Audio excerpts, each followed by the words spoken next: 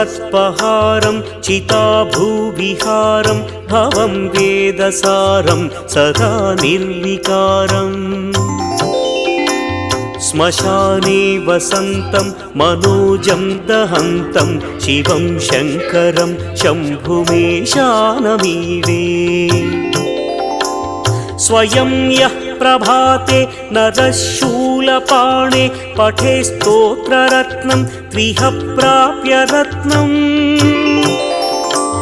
सुपुत्रं सुधान्यं सुमित्रं कळत्रं विचित्रैः समाराध्य मोक्षं प्रयाति।